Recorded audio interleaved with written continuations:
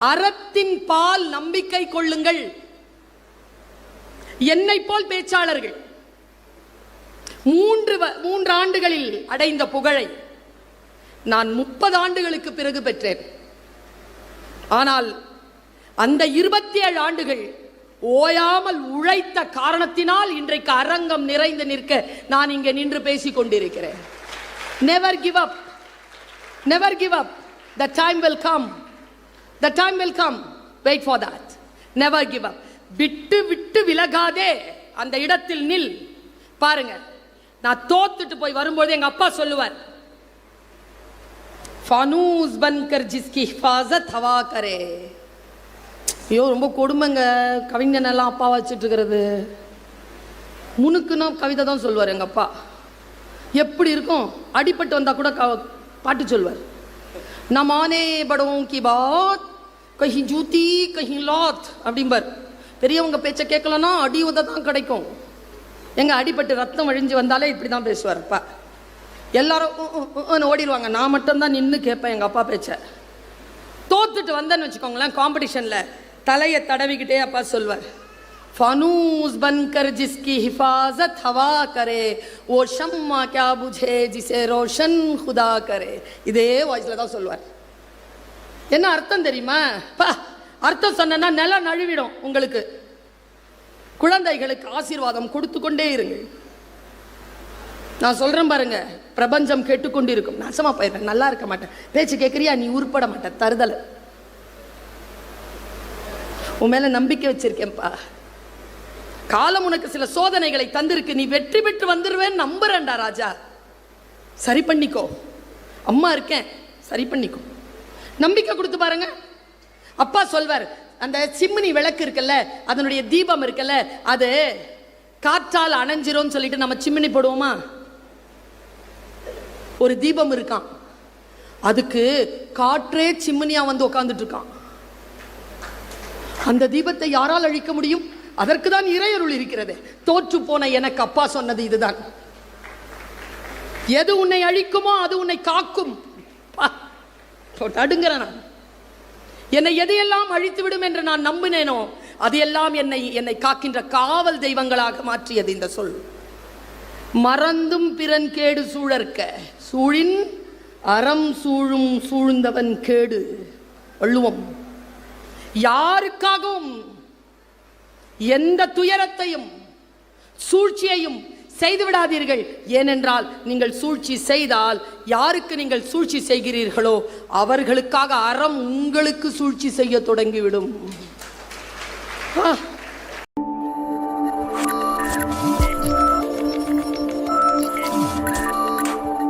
பாராட்டிற்காக ஏங்காதீர்கள். யாரேனும் பாராட்டை வாய்க்குள் வைத்திருந்தால் அவர்கள் வாயிலிருந்து பாராட்டை வருவதற்குள் உங்களுடைய வாழ்க்கையை முடித்துக் கொள்ளாதீர்கள். ஒன்றும் இல்லைங்க, என் கிளாஸ்ல 11th படிக்கும் போது எனக்கு ரொம்ப பிடிச்ச ஒரு டீச்சர். பாராட்டவே மாட்டாங்க, பாராட்டலனாலும் பரவாயில்ல, திட்டிக்கிட்டே இருப்பாங்க. என்ன இப்படி வச்சுப்பாங்க வாய.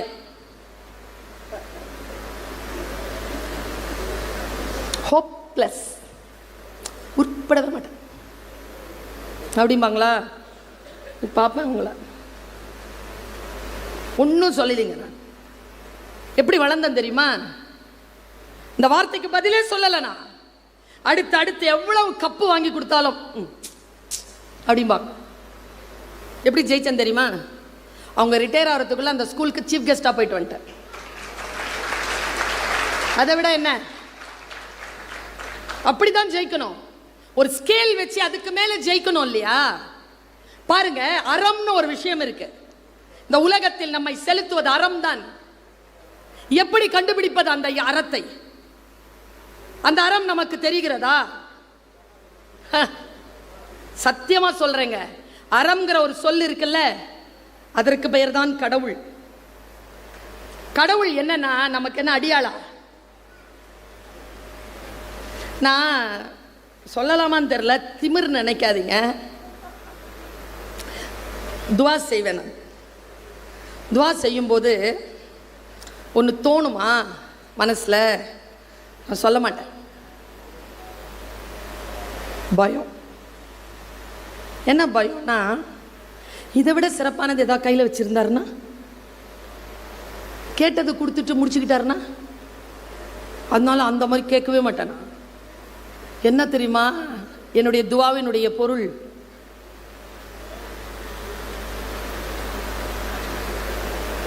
எனது தேவை என்ன என்று படைத்த உனக்கு தெரியும். என் அவசரத்தில் புலம்பி உன் அருளில் என்ன குறையும்? அப்படி ஒரு ஃப்ரெண்ட்ஷிப் வச்சிருங்க. அப்படி ஒரு ஃப்ரெண்ட்ஷிப் வச்சிருங்க. எதை கேட்டாலும் அவன் விருப்பத்தில் கேளுங்கள். நான் இந்த குழந்தைகளுக்கெல்லாம் சொல்றது வழக்கம். இந்த காலேஜ் படிக்கும்போது, ஸ்கூல் படிக்கும் போதெல்லாம் லவ் பண்ணி எனக்கு இவன் தான் உனக்கு நான் தான் சொல்லிலாம் முடிவு பண்ணாத. இது இல்லை காலம், இது படிப்பதற்கான காலம். தவறான முடிவுகள். கொஞ்சம் காலம் போய் படித்து பெரிய ஆளாகி பொருளாதாரத்தில் சிறந்து இருந்தால் உனக்கான துணையை அவன் தருவான். அவன் தந்தால் அது உன்னை விட்டு விலகவே விலகாது. நீயாக தேடிக்கொண்டால் விலகி போவதற்கு வாய்ப்பு இருக்கு. உனக்கு உண்மையை தெரிஞ்சுக்கணும்னா நல்லசாமி சார் கிட்ட கேட்டுப்பார். போமா சார்? போவாது சார். இருக்கும். அவர் அதுலேயே சோகமாக உட்காந்துருக்கார். கடவுள் கொடுத்தது சார், அப்படிதான் இருக்கும், கூட தான் இருக்கும். கடவுள் கொடுத்தது கூட தான் இருக்கும். நாம தேடிக்கொண்டது தான் போவதற்கு வாய்ப்பு உண்டு. இந்த ஞானம் எப்படி கிடைக்கிறது? அறம் இருக்குல்ல, அறத்தின் பால் நம்பிக்கை கொள்ளுங்கள். என்னை போல் பேச்சாளர்கள் 3 ஆண்டுகளில் அடைந்த புகழை நான் 30 ஆண்டுகளுக்கு பிறகு பெற்றேன். ஆனால் அந்த 27 ஆண்டுகள் ஓயாமல் உழைத்த காரணத்தினால் இன்றைக்கு அரங்கம் நிறைந்து நிற்க நான் இங்கே நின்று பேசிக் கொண்டிருக்கிறேன். Never give up. Never give up. The time will come. The time will come. Wait for that. Never give up. விட்டு விட்டு விலகாதே, அந்த இடத்தில் நில். பாருங்க, நான் தோத்துட்டு போய் வரும்போது எங்க அப்பா சொல்லுவார், फानूस बनकर जिसकी हिफाजत हवा करे. ஐயோ ரொம்ப கொடுமைங்க. கவிஞனெல்லாம் அப்பா வச்சுட்டு இருக்கிறது. முனுக்குன்னா கவிதை தான் சொல்லுவார் எங்கள் அப்பா. எப்படி இருக்கும்? அடிப்பட்டு வந்தால் கூட பாட்டு சொல்வார். நமானே படோं की बात कहीं जूती कहीं लौत அப்படிம்பார். பெரியவங்க பேச்சை கேட்கலன்னா அடி உத தான் கிடைக்கும். எங்கள் அடிப்பட்டு ரத்தம் வழிஞ்சு வந்தாலே இப்படி தான் பேசுவார் அப்பா. எல்லாரும் ஓடிடுவாங்க. நான் மட்டும்தான் நின்று கேட்பேன் எங்கள் அப்பா பேச்சை. தோத்துட்டு வந்தேன்னு வச்சுக்கோங்களேன், காம்படிஷனில் தலையை தடவிக்கிட்டே அப்பா சொல்வார், फानूस बनकर जिसकी हिफाजत हवा करे वो शम्मा क्या बुझे जिसे रोशन खुदा करे. இதே வாய்ஸ்ல தான் சொல்வார். என்ன அர்த்தம் தெரியுமா? அர்த்தம் சொன்னா நிலம் நழுவிடும். உங்களுக்கு குழந்தைகளுக்கு ஆசீர்வாதம் கொடுத்து கொண்டே இருங்கள். நான் சொல்றேன் பாருங்க, பிரபஞ்சம் கேட்டுக்கொண்டு இருக்கும். நாசமா போயிடுறேன், நல்லா இருக்க மாட்டேன், பேச்சு கேட்கறியா, நீ உருப்பட மாட்டேன், தருதல. உன் மேல நம்பிக்கை வச்சிருக்கேன்ப்பா. காலம் உனக்கு சில சோதனைகளை தந்திருக்கு. நீ வெற்றி பெற்று வந்துருவேன்னு நம்புறேன்டா ராஜா. சரி பண்ணிக்கோ, அம்மா இருக்கேன், சரி பண்ணிக்கோ. நம்பிக்கை கொடுத்து பாருங்க.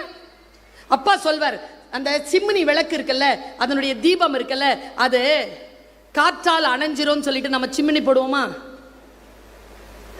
ஒரு தீபம் இருக்கான், அதுக்கு காற்றே சிம்னியா வந்து உட்கார்ந்துட்டு இருக்கான். அந்த தீபத்தை யாரால் அழிக்க முடியும்? அதற்கு தான் இறையருள் இருக்கிறது. தோற்று போன எனக்கு அப்பா சொன்னது இதுதான். எது உன்னை அழிக்குமோ அது உன்னை காக்கும். அடுங்கிறேன் நான்.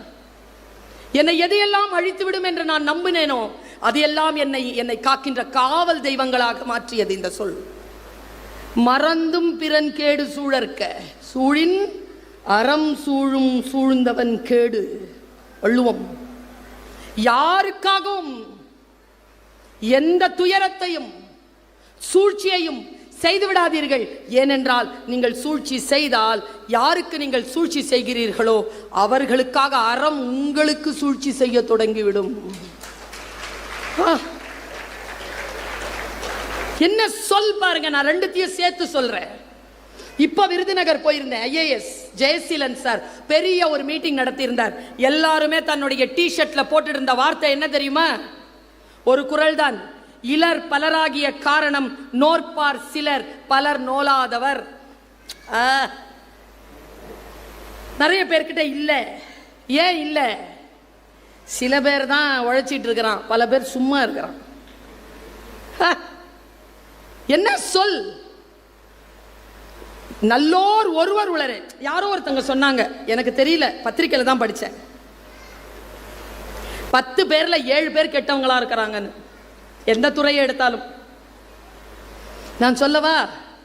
ஆசிரியர்களில் கெட்டவர்கள் இருக்கிறார்கள், காவல்துறையில் கெட்டவர்கள் இருக்கிறார்கள், பெற்றோர்களில் கெட்டவர்கள் இருக்கிறார்கள், அதிகாரிகளில் கெட்டவர்கள் இருக்கிறார்கள், அரசியல்வாதிகளில் கெட்டவர்கள் இருக்கிறார்கள். இருந்தாலும் இந்த உலகம் வாழ்வதற்கு ஒரே ஒரு ரகசியம்தான், நல்லோர் ஒருவர் உளரேல் அவர் பொருட்டு எல்லோருக்கும் பெய்யுமாம் மழை. நல்லவன் ஒருத்தர் இருக்கான் பாருங்க, அவனுக்காக நாம் வாழ்க்கையை சரி செய்து கொள்ளலாம். நம்பிக்கையோடு இருங்கள். புத்தகத்தை கையில் எடுத்துக் கொள்ளுங்கள். படித்துக் கொண்டே இருங்கள். படித்துக்கொண்டே இருக்கின்ற பொழுது எதையெல்லாம் படிக்க வேண்டும், எதையெல்லாம் பரப்ப வேண்டும், எதையெல்லாம் படிக்கக்கூடாது, எதையெல்லாம் பரப்பப்படக்கூடாது என்கின்ற தெளிவு நமக்கு வரும். குழந்தைகளுக்கு சொல்லிக் கொடுங்கள்.